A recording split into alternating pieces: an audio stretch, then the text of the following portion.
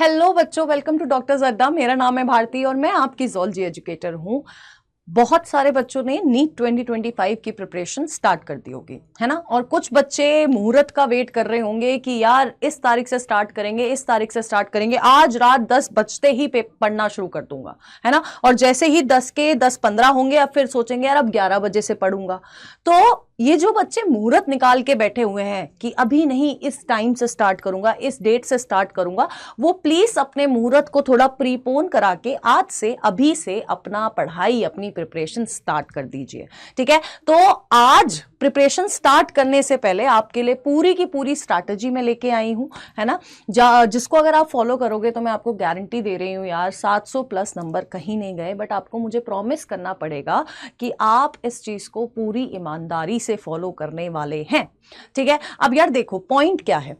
Point ये है कि स्टार्टिंग में आपका जो मोटिवेशन होगा, और खासकर मेरे बच्चे यानी कि जो ड्रॉप लेने का सोच रहे हैं यार, उनके माइंड में ना पहले ही बहुत सारी चीज़ें होती है कि मैं 1 साल पीछे रह जाऊंगा, 1 साल के बाद भी नहीं हुआ तो क्या होगा। ऐसी बहुत सारे क्वेश्चंस उनके माइंड में रहते हैं, क्योंकि मैं समझ सकती हूँ, मैं खुद एक ड्रॉपर रही हूँ।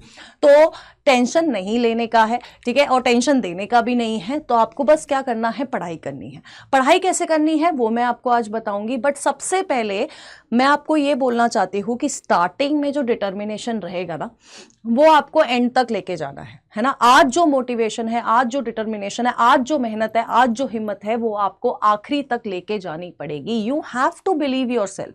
सपना देखा है ना, तो सपने को पूरे करने की हिम्मत और ईमानदारी भी तुम में होनी चाहिए। ठीक है, तो अपने सपने को तोड़ना नहीं है, अपने सपने के प्रति ईमानदारी से मेहनत करनी है, और अपने सपने पर कभी गिव अप नहीं करना है। कुछ भी टूट जाए, सपना नहीं टूटना चाहिए, क्योंकि तुम्हारे साथ साथ और भी लोग हैं, तुम्हारी फैमिली है जिनका ये सपना बन चुका होगा जब तुमने ये डिसाइड किया होगा कि मुझे डॉक्टर बनना है। So do not give up on your dreams मेरे बच्चों। ठीक है, तो अगर साल भर मेहनत करने की हिम्मत है ना, क्योंकि ऐसा बहुत बार होगा कि तुम ड्रॉप करोगे और बहुत बार होगा कि तुम उठोगे, अप्स एंड डाउन्स आएंगे। लेकिन अगर तुम गिर रहे हो और फिर उठने की हिम्मत रख पा रहे हो, तभी नीट क्लियर होगा, तभी वो एक सीट तुम्हारी खुद की होगी। ठीक है, तो ये जो गिर के उठने की हिम्मत है ये लेके आनी है, क्योंकि टाइम चेंज होता रहता है, सिचुएशन चेंज होती रहती है, और जब ये सिचुएशन चेंज होगी तो अप्स एंड डाउन्स आएंगे। तो इस चीज के लिए प्रिपेयर रहना है, और आज हम इसी चीज के बारे में बात करने वाले हैं। आपको एक पूरा प्लान दूंगी, पूरी तरीके बताऊंगी कि किस तरह से आप अपनी पढ़ाई कर सकते हो इस 1 साल। और प्लीज फॉलो कर लेना, है ना। तुम्हारा फायदा है, फॉलो करो, जहां से फायदा मिल रहा है वहां पर जाके फॉलो करो। ठीक है, तो प्लीज अच्छे से पढ़ाई करेंगे। ठीक है, अब यार देखो, सबसे पहले तो ऑलरेडी अड्डा की ऐप पे आपको नीट वाली कैटेगरी में नीट खजाना फ्री ऑफ कॉस्ट मिल रहा है। आपको कोड यूज करना है डॉक्टर्स। जब आप ये कोड यूज करोगे तो आपको प्रीवियस से रिकॉर्डेड जितने भी लेक्चर्स हैं वो सारे के सारे लेक्चर्स आपको मिल जाएंगे हमारे ऐप पर, अड्डा के ऐप पर, नीट वाले ऐप पर। ठीक है, क्लियर है। तो यार इसमें जाके एनरोल कर लेना। आपको क्या लेना है, कोड यूज करना है डॉक्टर्स, बिल्कुल फ्री ऑफ कॉस्ट है। प्रीवियस ईयर के सारे रिकॉर्डेड लेक्चर्स आपको वहां पर मिल जाएंगे। नेक्स्ट देखिए, देखो अब बात कर लेते हैं, अब आ जाते हैं मुद्दे पे। अब बात कर लेते हैं कि प्रिपरेशन कैसे करनी है। सबसे पहला पॉइंट जो मैं आपको बताऊंगी कि अपनी हेल्थ पर ध्यान रखेंगे साल भर, है ना। क्योंकि अगर हेल्थ खराब हुई ना तो प्रिपरेशन में हो जाएगा कैड़ा वाला लॉस, बहुत लॉस हो जाएगा। ठीक है, अपनी हेल्थ पे ध्यान रखेंगे। और हेल्थ में पता है ना, पढ़ा है ना हमने, ह्यूमन हेल्थ एंड डिजीजेस क्या है, टोटल वेलबींग। यानी कि अगर मैं हेल्थ की बात कर रही हूं मेरे बच्चों, अगर मैं हेल्थ की बात कर रही हूं तो हेल्थ में आ जाता है आपका मेंटल हेल्थ आ जाती है। ठीक है, मेंटल हेल्थ, आपकी फिजिकल हेल्थ आ जाती है। हर तरह की हेल्थ पे आपको ध्यान रखना है। मेंटल हेल्थ पे खासकर ध्यान देना है, क्योंकि सिचुएशंस आएंगी ऐसी कि आपका कॉन्फिडेंस बिल्कुल लो हो जाएगा, है ना। किसी बार किसी पेपर में नंबर नहीं आएंगे तो आपका कॉन्फिडेंस लो हो जाएगा, तो उसको अपनी मेंटल हेल्थ पे इंपैक्ट ना करने दें। ठीक है, अब तो बहुत ज़्यादा ओपन हो रही हैं चीज़ें, आप मेंटल हेल्थ के बारे में किसी से ही बात कर सकते हो, है ना। कोई नहीं मिल रहा, मुझसे बात कर लो। जिस दिन भी आपको ऐसा लगे कि यार नहीं हो पा रहा है तो प्लीज़ मुझसे बात कर लो। ठीक है, और आई विल मेक श्योर कि मैं आपको बिल्कुल बूस्ट अप कर सकूं। ठीक है, लेकिन अपनी हेल्थ पे ध्यान देना है। क्योंकि अगर हेल्थ पे ध्यान नहीं दिया ना तो बहुत सारी चीजें हो जाएंगी खराब, है ना। क्योंकि यार देखो, इस समय हमारा इस साल का प्राइम फोकस होना चाहिए वो एक एमबीबीएस की सीट, नीट 2025 का पेपर, उसके अलावा फोकस कहीं भी इधर उधर नहीं डालना है, ठीक है। दूसरी चीज जो बहुत इंपॉर्टेंट आपको यहां पर करनी है वो ये करनी है कि देखो, कोई और आपको नहीं रोकेगा, है ना, कोई और आपके बीच में हर्डल नहीं बनेगा कि तुम नीट क्लियर नहीं कर सकते, किसी के बोलने से थोड़ी हो जाएगा। तुम्हारी बीच में तुम्हारे प्रिपरेशन और तुम्हारी नीट 2025 के एग्जाम में सिर्फ एक हर्डल आ सकता है, वो तुम खुद हो। अब वो कैसे? अब जैसे कि मैंने बताया, कुछ बच्चों ने प्रिपरेशन स्टार्ट नहीं करी होगी, वो मुहूर्त का वेट कर रहे होंगे, या मान लो कि जो बच्चे स्टार्ट कर चुके हैं, है ना, जो बच्चे स्टार्ट कर चुके हैं वो सोचते हैं कि मैं सुबह 8 बजे उठूंगा, ठीक है, 8 बजे उठूंगा और पढ़ना शुरू करूंगा, इस टाइम से मेरे को पढ़ना शुरू करना, ठीक है। लेकिन अब एनी हाउ क्या हो जाता है, 8:05 हो गया है ना, 8:05 हो गया है। अब जैसे ही 8:05 होगा, बच्चा सोचेगा कि यार अब तो 8:05 हो गया, अब ना मैं 8:30 बजे से पढ़ना शुरू करूंगा, है ना। अब क्या करूंगा, 8:30 बजे से पढ़ना शुरू करूंगा। अब यहां पर क्या हुआ, यहां पर आपके गए 30 मिनट्स, चले गए पानी में छपाक, ठीक है। तो यार यहां पर देखो कि ये जो ऐसे प्लानिंग्स हैं, ऐसे हर्डल्स है, वो मत आने दो अपने बीच में, है ना। अगर आपने सोचा है 8 बजे पढ़ना शुरू करूंगा, तो इस तरह से अपने आप को, अपने डे को प्लान करो कि 8 बजे पढ़ने बैठ जाओ। और अगर 8:05 भी हो जाए तो ये बहाना मत दो अब तो 8:05 हो गया, अब अगली बार अगले आधे घंटे बाद पढ़ना शुरू करूंगा, ये चीज नहीं करनी है, ठीक है। दूसरी चीज, स्ट्रैटेजी पे दिन पूरा मत लगाओ, है ना, कि मतलब मान लो कि तुम्हें कल क्या क्या करना है, उसके लिए 20 मिनट दो। रात को सोने से पहले आपको 20 मिनट देने हैं, आपको प्लान करना है कि कल मुझे क्या क्या करना है। अब वो प्लानिंग में ही अगर आप अपना 1 घंटा वेस्ट कर रहे हो ना, तो ये आप कर रहे हो बहुत ज्यादा गलत। प्लानिंग में 1 घंटा, 2 घंटा, 3 घंटा नहीं देना है, पढ़ाई पे ज्यादा फोकस करना है। तो ये जो बैरियर्स आप खुद बना रहे हो ना अपने और अपने सिलेक्शन के बीच में, इन बैरियर्स को आपको तोड़ना पड़ेगा। इन सारी चीजों को, है ना, इस नेगेटिविटी को, चाहे वो मेंटल हेल्थ हो, इन सारी चीजों को जो मैंने एग्जांपल बताया, इन सब चीजों को आपको ब्रेक डाउन करना पड़ेगा। अगर आप ब्रेक डाउन नहीं कर पा रहे हो तो आप अपने सिलेक्शन से बहुत दूर जा रहे हो, ठीक है। अब यार जैसे कि मैंने अभी बताया मेंटल हेल्थ के बारे में, मेरा जो ड्रॉपर वाला बच्चा है ना, वो क्या सोचता है कि मैं ऑलरेडी 1 साल पीछे हूं, 1 साल बाद भी नहीं हुआ तो क्या होगा, मेरे दोस्त मेरे से 1 साल आगे निकल गए हैं। ये सारी चीजें उस बच्चे के दिमाग में चलती रहती है, क्योंकि मेरे दिमाग में भी चलती थी। लेकिन आपको इस समय इस पे फोकस ना करके आपको ये ट्रस्ट रखना है, ये बिलीव रखना है कि मैं कर लूंगा, मैं नहीं तो कौन करेगा, मैं ही करूंगा, मैं कर लूंगा। आपके दिमाग में ये छप जाना चाहिए, ठीक है। ये सारी चीजों की रिजल्ट का हम लोग तब बोल सकते हैं जब हमारी प्रिपरेशन हमें पता हो। अभी तो प्रिपरेशन स्टार्ट करने का समय है, तो प्रिपरेशन स्टार्ट करिए, प्रिपरेशन अच्छे से करिए, रिजल्ट देखा जाएगा, है ना। पूरे साल भर मेहनत करोगे तो रिजल्ट क्यों नहीं आएगा, बिल्कुल आएगा रिजल्ट, ठीक है। तो आपको क्या करना है, साल भर करनी है मेहनत, साल भर प्रिपरेशन करनी है। अब प्रिपरेशन कैसे करनी है, देखो, सबसे पहले तो स्टडी प्लान जो होगा वो बिल्कुल सही बनेगा, है ना। जो भी आप प्लान कर रहे हो, सिर्फ प्लान नहीं करना, उसको एग्जीक्यूट भी करना है। तो स्टडी प्लान बिल्कुल सही होना चाहिए, बिल्कुल टिप टॉप होना चाहिए। अब वो स्टडी प्लान सही कैसे होगा, ठीक है। सबसे पहले तो आपको क्या करना है यार, देखो, आपको तीनों सब्जेक्ट्स को टाइम देना पड़ेगा, चाहे वो बायोलॉजी हो, चाहे वो फिजिक्स हो, चाहे वो केमिस्ट्री हो। तीनों सब्जेक्ट को आपको टाइम देना है, डेली टाइम देना है। क्योंकि मुझसे क्या गलती हुई थी, मुझसे गलती हुई थी कि मैंने फिजिक्स पढ़नी ही छोड़ दी थी कि यार नहीं समझ आ रही, क्या करूं, टाइम वेस्ट हो रहा है, नहीं पढ़ना मुझे, ठीक है। जिसके वजह से मैंने 7 दिन ऐसे निकाल दिए। 7 दिन निकालने के बाद 8वें दिन जब मैंने फिजिक्स खोली, थोड़ी सी हिम्मत जुटा के, तो मेरा कॉन्फिडेंस बिल्कुल चला गया फिजिक्स में। तो आपको हर सब्जेक्ट को इक्वल टाइम देना है। हर सब्जेक्ट में आपको पता होना चाहिए कि आपकी स्ट्रेंथ क्या है। कुछ टाइम में आपको पता चल जाएगा आपकी स्ट्रेंथ क्या है और आपकी वीकनेस क्या है, ठीक है। उसके बाद जब आपको पता चलता है ना कि आपकी वीकनेस क्या, वीकनेस में क्या मतलब कि यार मेरे से न्यूमेरिकल सॉल्व नहीं होते हैं, है ना, मैं एक पैटर्न का न्यूमेरिकल कर देता हूं, लेकिन जैसे ही वही सेम न्यूमेरिकल थोड़ा दूसरे पैटर्न में आ जाता है, मैं समझ नहीं पाता हूं कि कैसे करें। जैसे ही आपको अपनी वीकनेस पता चल जाए तो उन चीजों पे थोड़ा एक्स्ट्रा ध्यान आपको देना है, उन चीजों के लिए आपको थोड़ा एक्स्ट्रा टाइम निकालना है, ठीक है। क्योंकि अगर आप अपने वीकनेस पे ध्यान नहीं दोगे ना, वो वीकनेस और भी ज्यादा वीक होती जाएगी, है ना, वो वीकनेस की भी वीकनेस बन जाएगी और फिर वो आप कभी रिकवर नहीं कर पाओगे। अभी साल भर में अपनी वीकनेस रिकवर करते हुए चलोगे तो सबसे बेस्ट हो जाएगा, क्योंकि एंड में टाइम नहीं मिलेगा। अगर तुमने ये सोचा है ना कि एंड में देख लेंगे, एंड में टाइम नहीं मिलने वाला है, ठीक है। अभी से आपको यही सोच के चलना है कि कल मेरा पेपर है, तो इस तरह से आपको पढ़ाई करनी है कि कल मेरा एग्जाम है, मुझे आज पूरा अच्छे से पढ़ना है, इसी तरह से आपको पढ़ना होगा। दूसरी चीज मैं बात करती हूं कि क्लासेस जो होंगी वो आपको रेगुलर लेनी है। जहां से भी पढ़ रहे हो, जिससे भी पढ़ रहे हो, क्लासेस मेरे बच्चों रेगुलर लो। क्योंकि अगर आप क्लासेस रेगुलर नहीं लेते हो तो आपका क्या बन जाता है, आपका बन जाता है बैकलॉग।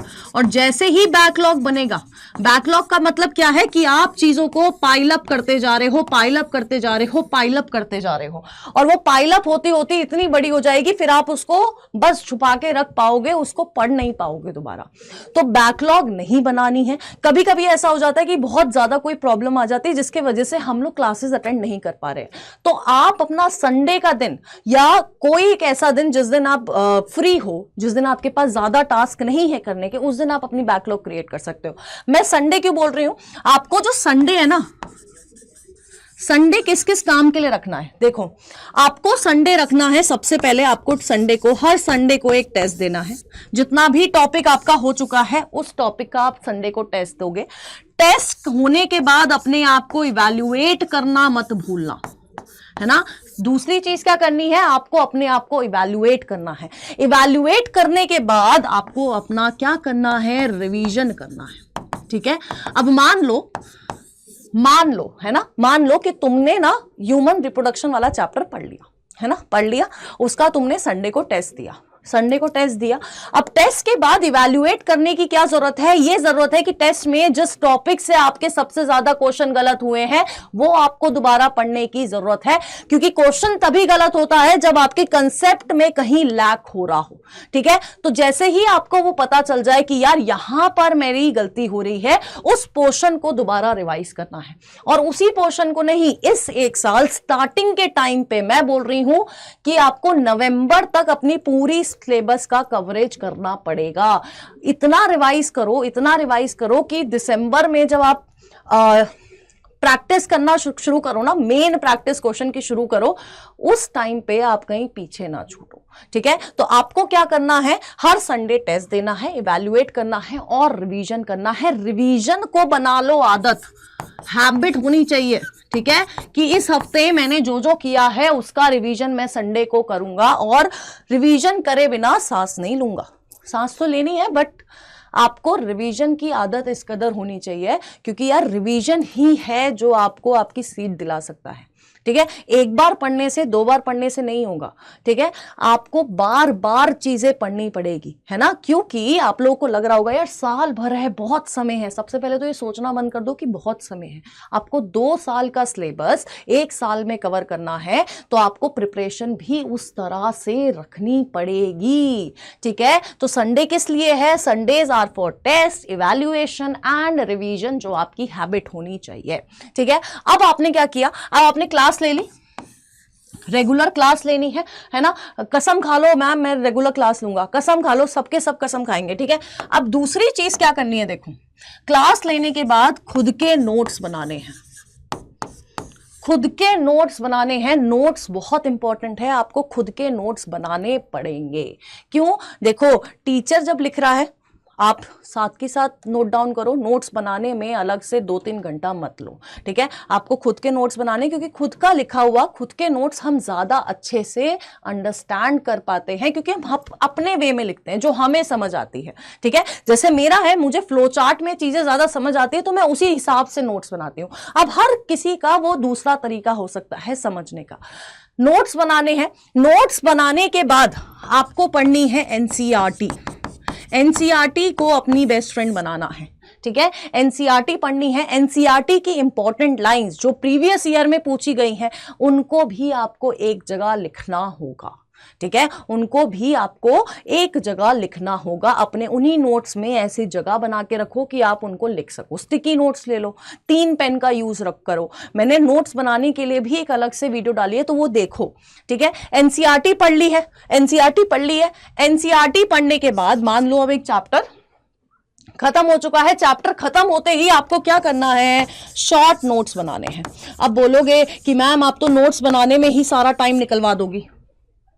अभी तुम्हें रियलाइज नहीं होगा कि शॉर्ट नोट्स की क्या इंपॉर्टेंस है, लेकिन जब आखिरी में जाओगे ना, लास्ट का 1 महीना बचा होगा, उस 1 महीने में तुम अपने दोस्तों से, टीचर से, जहां जहां पूछ सकते हो, आप बस एक ही चीज पूछ रहे होगे कि यार शॉर्ट नोट्स दे दे, या शॉर्ट नोट्स दे दे, रिवाइज करना है, रिवाइज करना है, रिवाइज करना है। इसलिए अभी से शॉर्ट नोट्स बनाते हुए चलो। हर चैप्टर के बाद उसके शॉर्ट नोट्स बनाओ। फिजिक्स में फॉर्मूला चार्ट्स बनाओ, केमिस्ट्री में ऑर्गेनिक है तो रिएक्शंस एक जगह लिख लो, ठीक है, फॉर्मूलाज एक जगह लिख लो। ये सारी चीजें आपको करनी पड़ेगी। एक्सेप्शंस एक जगह लिख लो, क्योंकि एक्सेप्शन से क्वेश्चन आते हैं, ठीक है। तो शॉर्ट नोट्स बनाने की हैबिट डालो, ठीक है। अब शॉर्ट नोट्स बन गए हैं, एनसीईआरटी पढ़ ली है, नोट्स पढ़ लिए हैं। अब इनको क्या करना है, इनको संडे को आपको करना है रिवाइज। रिवाइज करने के बाद क्या करना है, सबसे इंपॉर्टेंट है मेरे बच्चों, आपको सॉल्व करने हैं पीवाईक्यूज। हर टॉपिक के पीवाईक्यूज आपको सॉल्व करने पड़ेंगे, क्योंकि पीवाईक्यूज हमें आइडिया देते हैं कि इस चैप्टर के किस कंसेप्ट से, किस टॉपिक से ज्यादा अमाउंट ऑफ क्वेश्चंस पूछे गए हैं।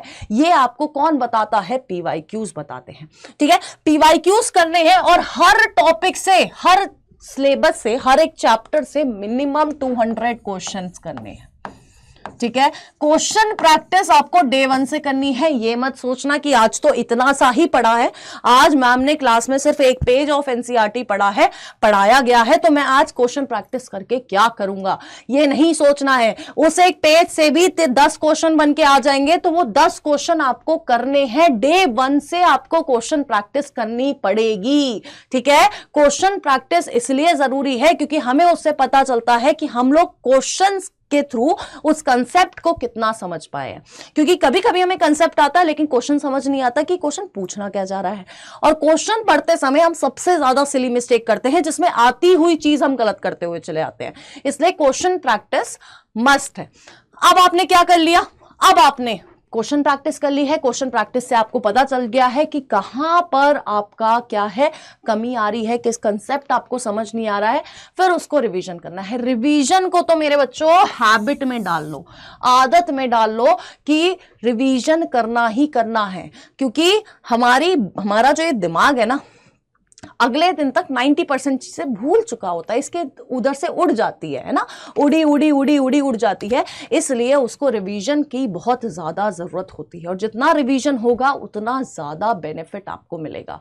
एनसीईआरटी के लिए मैं पहले ही बोल चुकी हूँ, एनसीईआरटी को अपनी बेस्ट फ्रेंड बना लो। एनसीईआरटी टिप्स पे होनी चाहिए, क्योंकि पूरे क्वेश्चन सिर्फ एनसीईआरटी से आते हैं। एनसीईआरटी में भी आपको एक चीज पे बहुत फोकस करना है, वो है आपका एनसीईआरटी एग्जाम्पलर, ठीक है। एनसीईआरटी एग्जाम्पलर पे आपको फोकस करना पड़ेगा, डायग्राम्स पे, सब कुछ पे आपको फोकस करना है।